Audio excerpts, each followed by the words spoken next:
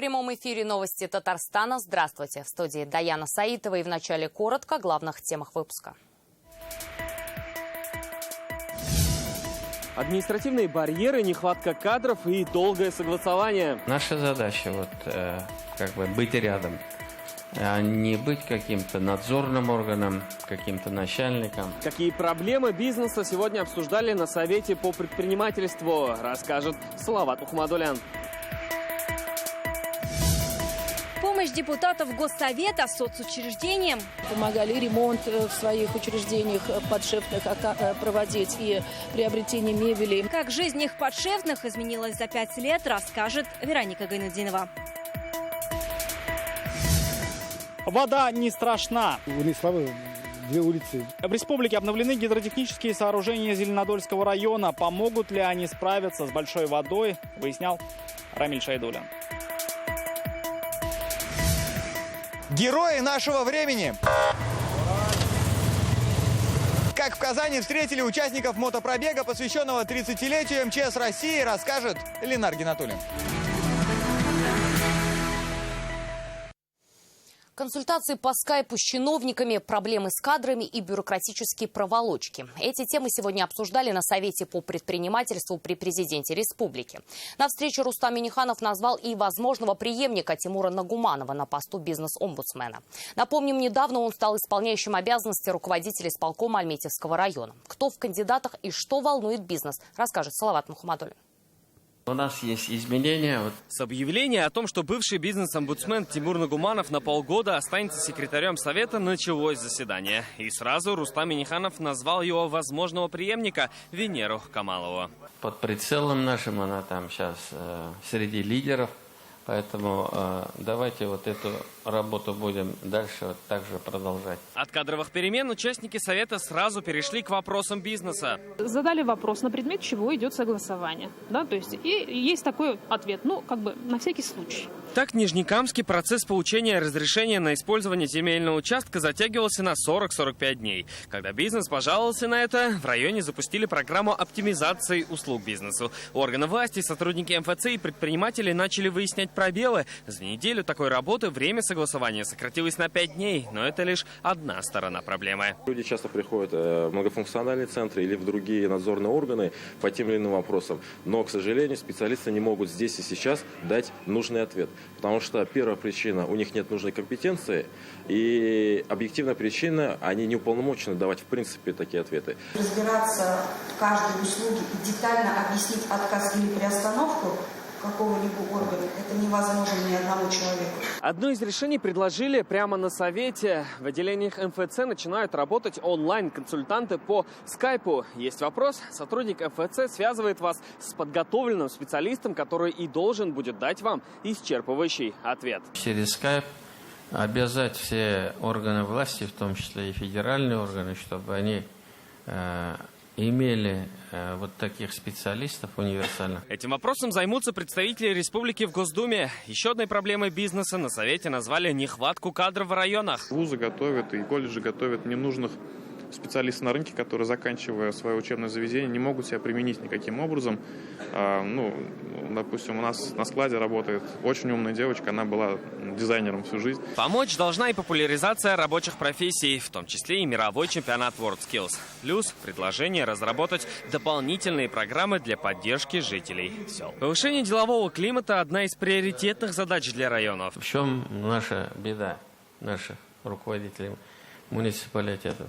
Они ищут, черт ее знает, там какую-то атомную станцию, космодром построить, завод, где будут работать там 500-300 человек.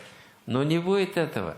Вы лучше 100 предпринимателей найдите, которые по 3-5 человек возьмут в работу, у вас уже будет 2 завода. Так, количеством и качеством бизнес и власть помогут друг другу. Салават Мухаммадулян, Ренат Сафин, ТНВ, Казань. «Посмотри иначе». Под таким лозунгом сегодня в Москве начал свою работу столичный урбанистический форум. Сотни спикеров со всей страны и мира собрались в новом московском парке «Зарядье». Рустам Минниханов также принял участие в рабочей программе форума и в рамках пленарного заседания поделился собравшимися опытом республики в освоении и обустройстве городских пространств. О том, что больше всего заинтересовало участников форума, в репортаже Дины Газалиевой. Проекты, которые меняют города, не только города, но и качество жизни людей. Умные дома, красивые скверы, суперсовременные детские площадки. Эти темы и многие другие главные на урбанистическом форуме. Посмотреть на жизнь в городе и на сам город с другой стороны. К этому призывают архитекторов, строителей и просто жителей, организаторы форума. Делегация Татарстана традиционно принимает участие в дискуссии. Сегодня первый день работы форума. Общее число заявленных спикеров, а это специалисты в сфере урбанистики с мировыми именами, мэры крупнейших мегаполисов, представители глобальных корпораций, больше 300. Что такое фотография на память? Теперь, по мнению главы Минстроя России, это показатель того, какие места для горожан самые любимые. О том, как с любимыми местами людей дела обстоят в Татарстане, собравшимся рассказывает уже Рустам Минниханов. За 5 лет в республике было реализовано 328 проектов, позволяющих улучшить городскую среду и повысить качество жизни людей. После того, как все эти пространства появляются бизнес, появляются возможности там создавать. Но и наши муниципалитеты должны понимать, что это не только построил, их надо содержать. Там должны быть какие-то интересные творческие вещи, там спортивные, культурные, я не знаю, еще какие. Поэтому весь этот процесс, он очень интересен. А в чем же главная изюминка Татарстана, интересуется ведущий? Какая главная изюминка Татарстана, на ваш взгляд? У нас очень вкусная еда. И очень красивые девушки.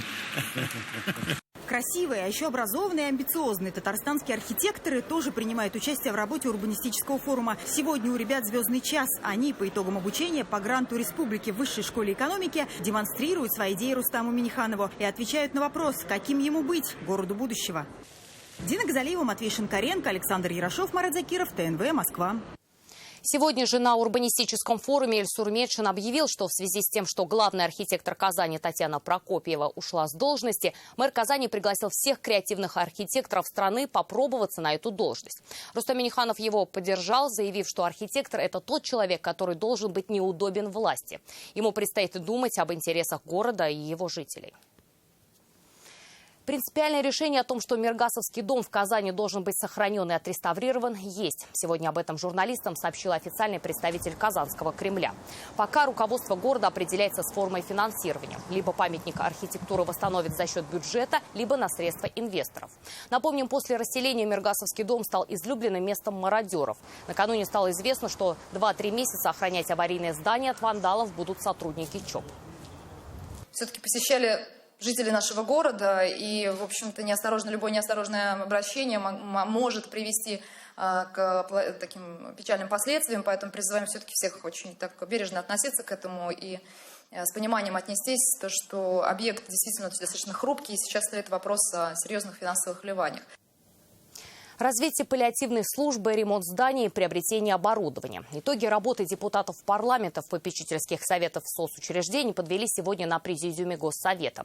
За каждым народным избранником закреплены детские дома, соцприюты, интернаты для престарелых и инвалидов. Как жизнь их подшефных изменилась за 5 лет, расскажет Вероника Гайнудинова. У них сегодня праздник Сабантуй. В Республиканском доме ребенка 90 подопечных от новорожденных до 4-летнего возраста. Это сироты и дети, оставшиеся без попечения родителей с психоневрологическими заболеваниями. Здесь они живут и проходят реабилитацию. Нашему дому ребенка нужно внимание. Если будет внимание, я думаю, что мы все вместе будем решать эти проблемы. Решать проблемы этого дома помогают депутаты Госсовета от фракции «Единая Россия». Шефство над ним и еще 64 соцучреждениями они ведут с 2014 года. Детские дома, соцприюты, хоспис, дома-интерната для престарелых и инвалидов. Вопросы их развития решаются вот на таких попечительских советах. На протяжении 5 лет это денежная помощь, ремонт зданий, развитие паллиативной службы, приобретение мебели, организация праздников. Очень много активных депутатов. Первоначально предполагалось, что это будет с их стороны привлечение денег. Но даже если депутат не в силах вот такую материальную помощь оказать, даже если он будет просто участвовать в работе попечительского совета, привлекая внимание общественности, будет очень здорово. И как сегодня Римма Ратникова рассказала на президиуме парламента, за 5 лет улучшены условия в 18 детских приютах и 12 реабилитационных центрах. Организованы сотни акций и мероприятий. Проекты «Сможем вместе», «Дорогой мой ветеран», «Помоги собраться в школу», помощь выпускнику, подписка на республиканские газеты, экскурсии в Болгар и Свияжск. Обездоленным, малоимущим, там целой категории людей, которые признательны руководству республики, органам государственной муниципальной власти Татарстана за этот человеческий подход к этим делам. На повестке дня президиума также дата нового заседания парламента и вопросы, которые рассмотрят. Изменения в Семейном кодексе, избрание мировых судей, вопросы регламента Госсовета. Всего на сессии будет 29 вопросов. В этом году истекает срок полномочий 5-го созыва. На заключительной сессии 11 июля депутаты подведут итоги работы Госсовета. Ожидается и участие Рустама Минниханова. Выборы в парламент республики пройдут 8 сентября. Вероника Гайнутдинова, Рамзиль Гарипов, Александр Лобанов, ТНВ, Казань. В Татарстане приемных родителей будут судить за пытки и побои 4 сирот, которые закончились убийством. Душераздирающие подробности издевательств над приемными детьми читайте в интернет-газете «Реальное время». К другим темам. Пустили в нужное русло. В Зеленодольском районе завершается капремонт 2 крупных гидротехнических сооружений. По подсчетам татарстанских экологов, если бы дамбы в селах Нурлата и Большое Ходяшево прорвало, то ущерб бы составил больше 100 миллионов рублей. Помогла федеральная целевая программа. Что уже сделано, увидел Рамиль Шайдуллин. Выровнять почву да засеять с травой. Теперь на плотине у Большого Ходяшева остается сделать только это. Хотя год назад, вспоминает Елена Борскова, сооружение было никуда не годным, не справлялось даже с талыми водами. Нас топило. То есть, когда был разлив весной, то затапливало наши погреба.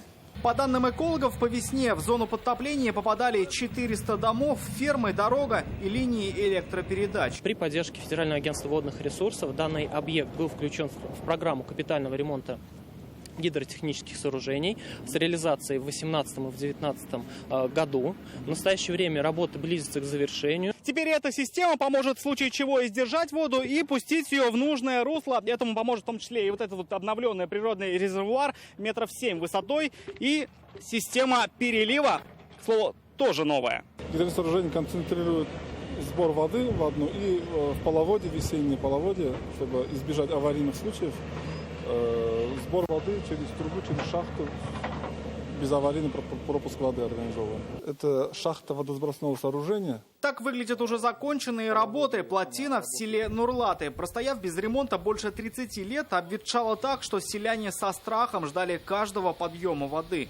Если вот не ремонтировали бы, ремонт затопил бы. Вода пошла вот сверху, она вот снесла дамбу, как говорят, села и унесла 2 улицы и 1 деревню. Теперь даже к реке Нурлатцы выходят без опаски. Обновленная плотина вывела их село из зоны подтопления. Их соседи ждут такого же эффекта. Работы в Большом Ходяшеве завершатся с недели на неделю.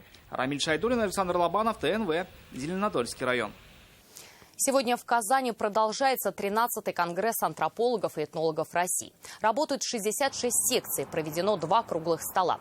Выступят 750 докладчиков, обсудят в том числе и государственную национальную политику в России. Среди участников научного форума 17% это доктора наук и более 40% кандидаты наук.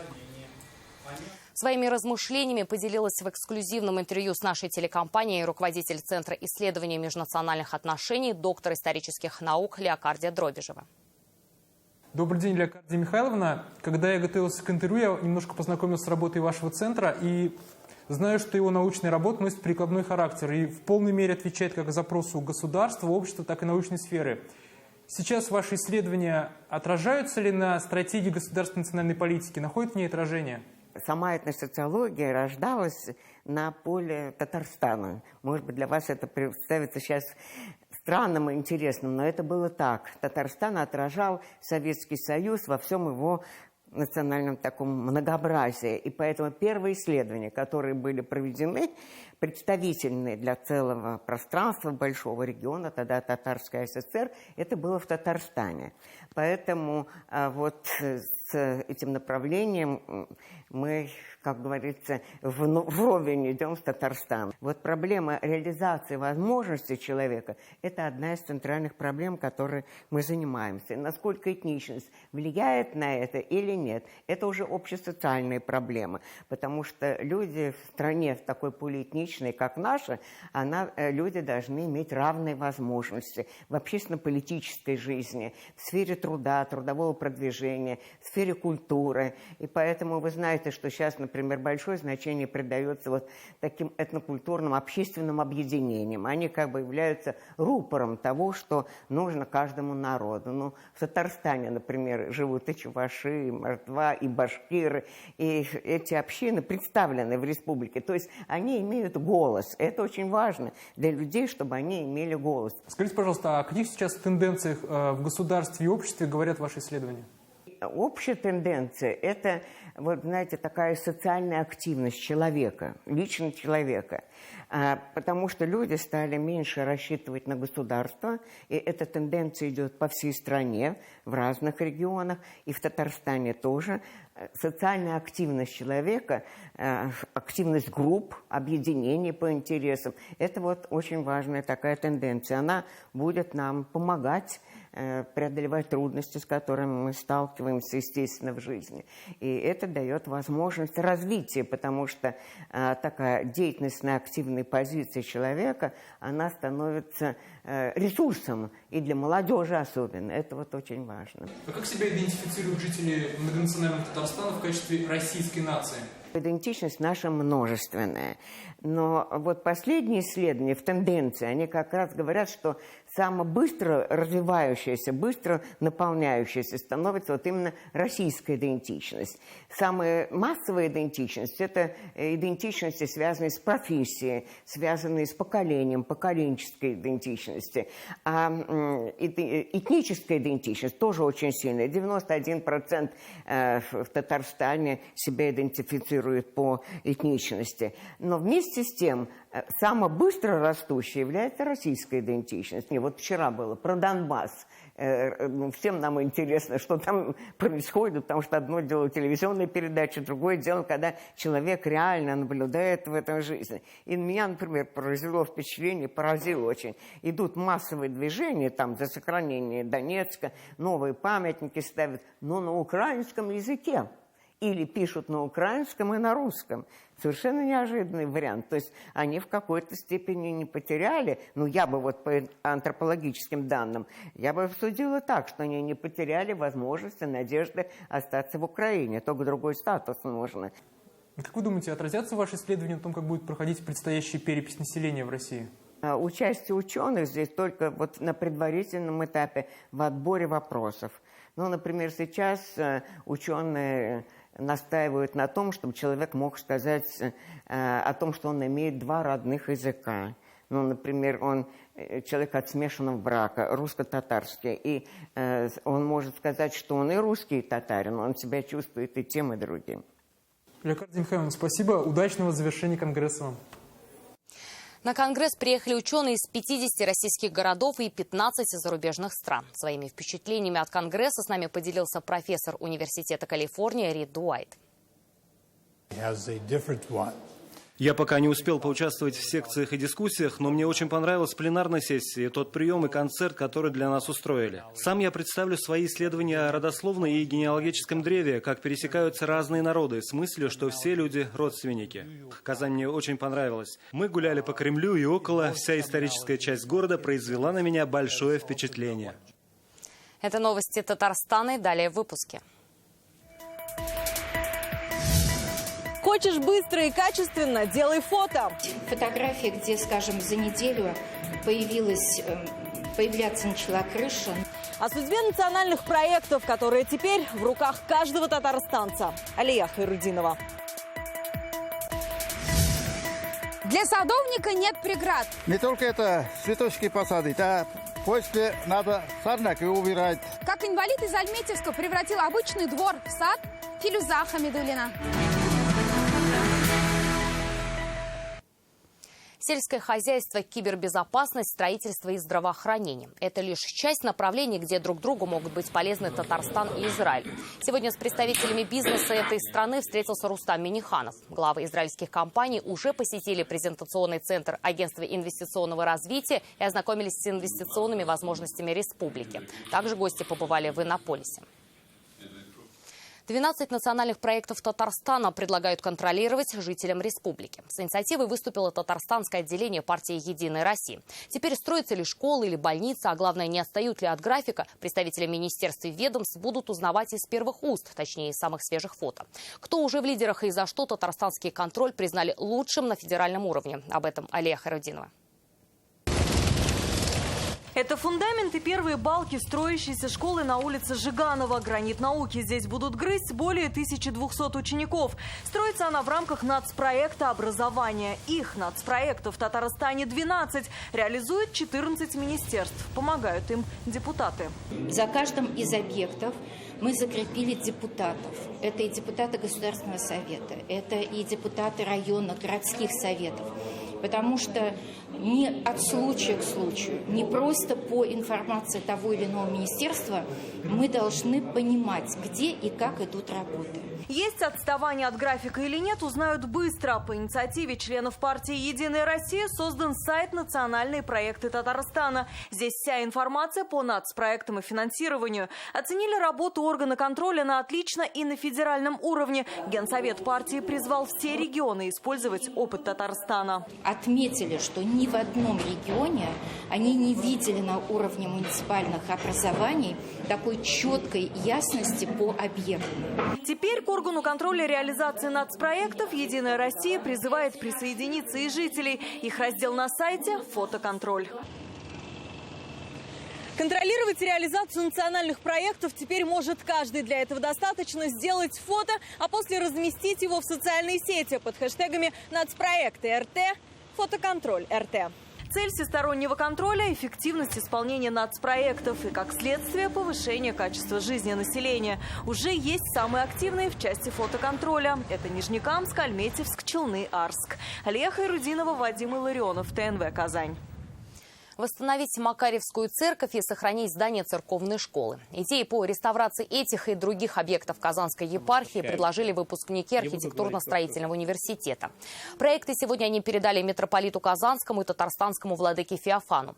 В Казанской епархии более 120 храмов и церквей нуждаются в ремонте. За какие возьмутся в первую очередь, вопрос пока открытый. Совместно мы сотрудничаем и будем сотрудничать с университетом. И самое главное, что мы даем прививку молодому поколению, ребятам, когда они реальными ручками, реальными ножками обследуют тот или иной памятник, и при этом они вкладывают уже полученные ими знания. Для него нет преград. В Альметьевске инвалид первой группы превратил обычный двор в цветущий сад. Фанус Ехшигулов 35 лет занимается садоводством. Только за 5 лет один посадил больше 1000 кустарников. Казалось бы, ничего удивительного, но есть один нюанс. У мужчины нет кистей рук. Фирюза Хамидуллина встретилась с необычным садоводом. Не только это цветочки посадить, а после надо сорняк и убирать. Вот так лихо Фанус Ехшигулов справляется с лопатой, несмотря на то, что лишился рук. 35 лет назад, когда работал в колхозе в селе Каширово, несчастье изменило всю его жизнь. Это случилось на поле. С коллегой поехали собирать солому, и понадобилась проволока. Я необдуманно взял проводку, которая лежала рядом. Она оказалась под сильным напряжением. Так он потерял руки, но обрел силы воли. Начал помогать супруге по дому, а потом взялся за огород. Сейчас его кустарники украшают улицы всего города. Несколько видов сирени, береза, вишня, шиповник, а еще есть облепиха. За 5 лет посадил больше 1000 деревьев, говорит Фанус Ехшигулов. Чтобы посадить один куст, уходит полчаса времени, а растет больше 100 лет. Наш садовод, именно так сейчас его называют соседи. Я благодарна, порядок стало. Когда цветет сирень, душа радуется. Самое интересное, в 6 утра встаешь, на балкон выходишь, он уже возится перед домом. Это правда. В свои 74 года садовник ездит в другие края, привозит оттуда экзотические сорта. Когда я вожусь на земле, у меня голова отдыхает, уходит плохая энергия, дурные мысли, а еще сердцу становится легче. Я делаю мир краше. Садовод теперь мечтает посадить во дворе цветы и создать целый оазис. Но для этого нужен чернозем. Надеется, что в этом ему помогут такие же неравнодушные, как он. Фирюза Хамидуллина, Ирик Хабибуллин, ТНВ, Альметьевск. Рев мотора, грязь из-под колес и 10 тысяч километров. Сегодня в Казань прибыли участники мотопробега, посвященного 30-летию МЧС России. Колонна проедет через всю страну от Санкт-Петербурга до Сахалина. Главная цель участников – создание документального фильма «Герои нашего времени». Как встретили байкеров в Татарстане, увидел Ленар Гинатуллин.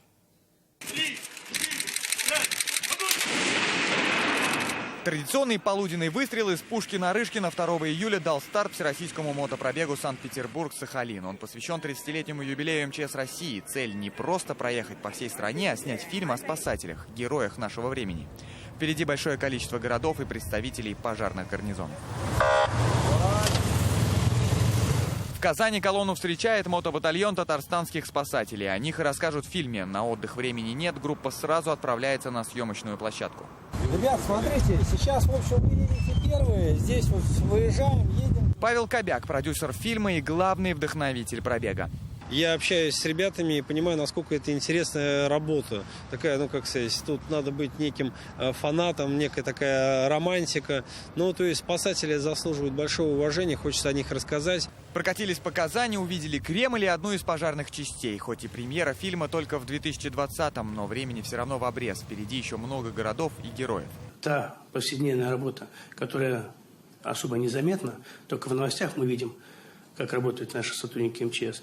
А что за этим стоит, вот, надеемся, как это и удастся Павлу раскрыть и показать. Среди участников мотопробега есть и женщины. Татьяна – подполковник МЧС. Именно на этом байке она доедет до Сахалина, и только поэтому ее можно назвать героем нашего времени. Ну что ж, мотопробег двигается дальше. Следующая точка – Екатеринбург. Ленар Гинатуллин, Алмаз Зиединов, ТНВ, Казань. Еще больше новостей в наших соцсетях ВКонтакте и Инстаграм. Вечерний эфир продолжит программа «Вызов 112», а сейчас прогноз погоды. До встречи в 21:30.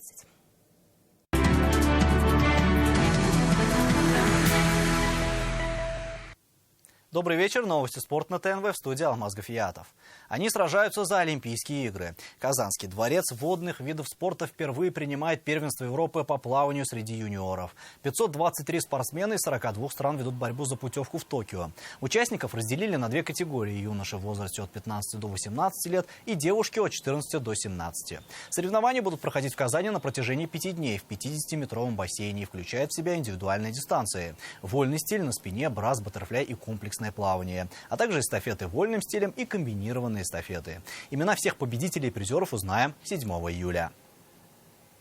К другим темам. На стрельбище в Ланато в Италии разыграли первые медали чемпионата и первенства мира по стендовой стрельбе. Татарстанская юниорка Татьяна Саранская, выступающая в упражнении трап, впервые в своей спортивной карьере поднялась на вторую ступень пьедестала почета. В квалификации наша спортсменка поразила 108 мишеней из 125 возможных. В решающем раунде Саранская дошла до золотого матча, где вместе с болгаркой Селеной Али установила рекорд Европы среди юниорок, уступив сопернице на перестрелке 1-2. И в завершении интеллектуальный вид спорта. В Казани подвели итоги первенства ПФО по шашкам. Турнир проходил в Республиканской спортивной школе Олимпийского резерва имени Рашида Нажмединова. Всего в соревнованиях приняло участие около 200 шашистов из 9 регионов округа, которые разыграли 48 комплектов медалей. Успешно выступили спортсмены республики, завоевавшие 26 медалей, в том числе 9 золотых, 4 серебряных и 13 бронзовых. Больше всего наград у Арины Титовой, которая 4 раза становилась лучшей в своей возрастной категории. И это все новости спорта к данной минуте. Будьте здоровы и занимайтесь спортом. До свидания.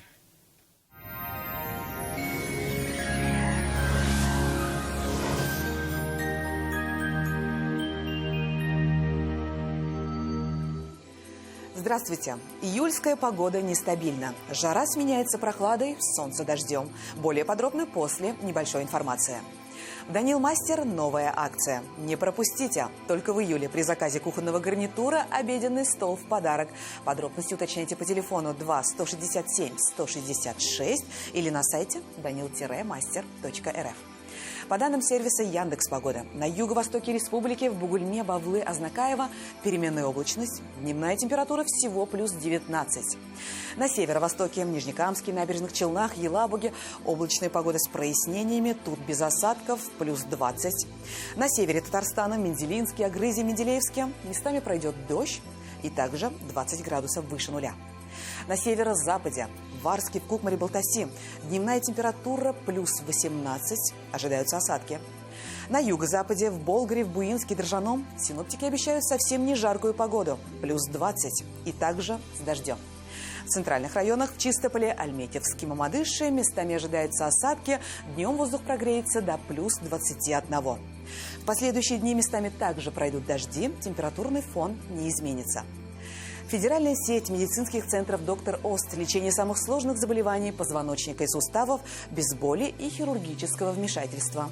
За 10 лет в 10 городах России врачами клиники отменено более 10 тысяч операций.